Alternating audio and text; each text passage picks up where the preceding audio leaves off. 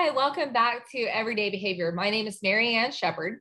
And in this video, one of the things we're talking about is how to prevent satiation on reinforcement or reinforcers. And so satiation is just a fancy term for burnout. How do you prevent a child from becoming burned out or overexposed to any one particular reinforcer? Because when we're overexposed or burned out on it, then it kind of loses its appeal or its reinforcing effect, okay? And then kids aren't as willing to work for that particular thing.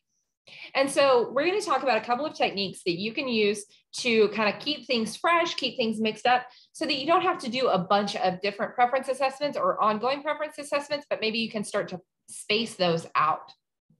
And so one of the things that you can do is just vary the reinforcers. So let's say you did a preference assessment and their top three choices were a piece of chocolate, a piece of Tootsie Roll, and a piece of cookie. Okay, so instead of relying on their very favorite ones, such as maybe the chocolate was their very favorite, how can you every other time, let's give them a chocolate, let's give them a Tootsie Roll, let's give them a piece of cookie and kind of mix it up or vary it so that you're kind of not relying on one specific thing. So if all three of those things were very high in their preference assessment, then keep all three of them in the rotation. Similarly with toys, let's say maybe they liked the trains, they liked the blocks, and they liked coloring or Play-Doh.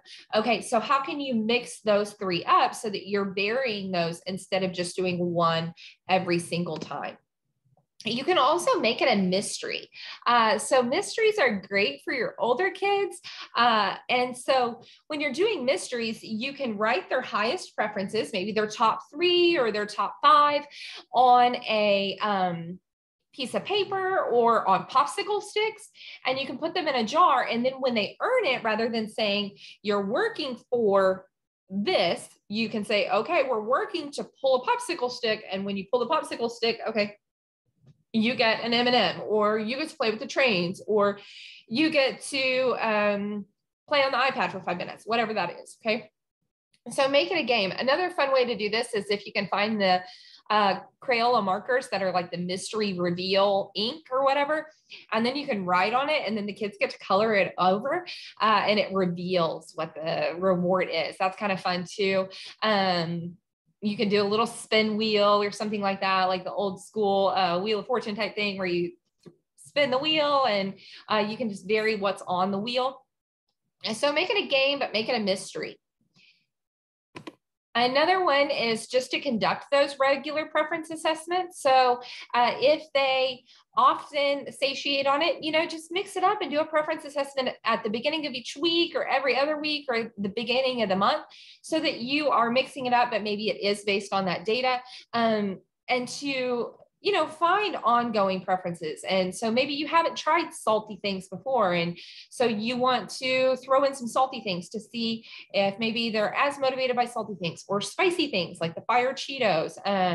See if they're motivated by that, or to throw in some fruits and see if they're motivated by maybe some dried fruits. And so to find new reinforcers to help add to the mix, maybe borrow some toys from the class next door, or exchange with a friend, and to see if there's some things that maybe you want to add to your collection.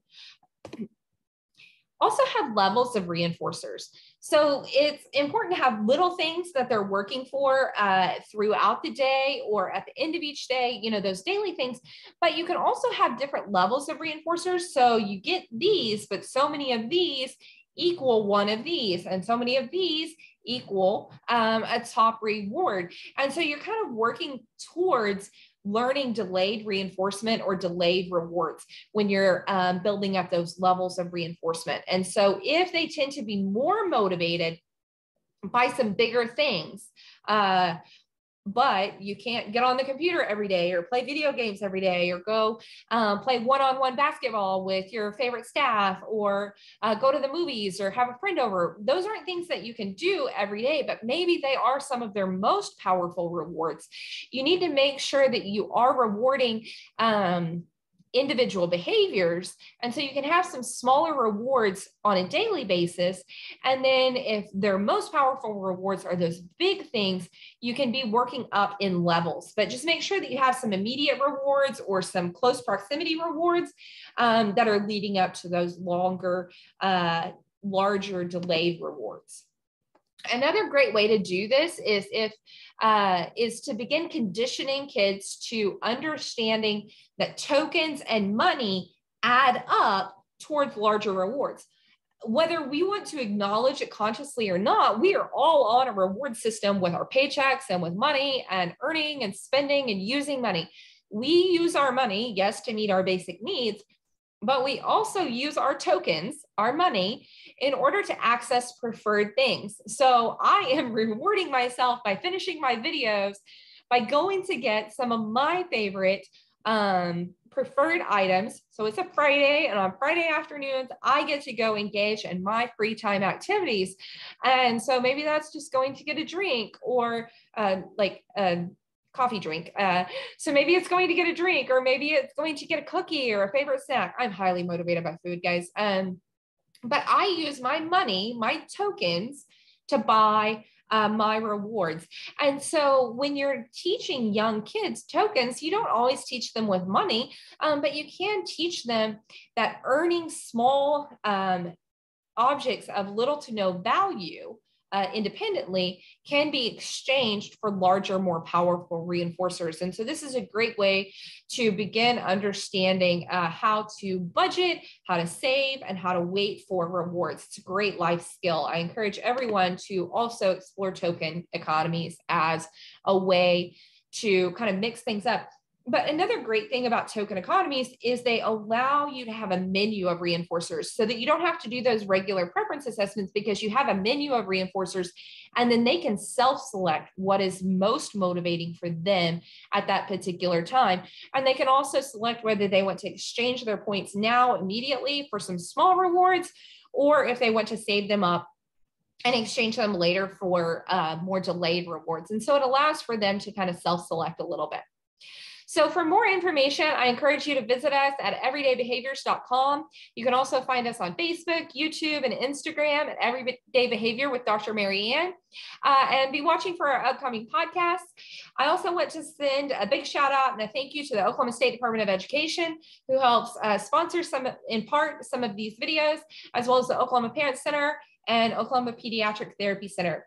Thank you so much for continuing to support us, and we look forward to giving you more information next month. Thank you.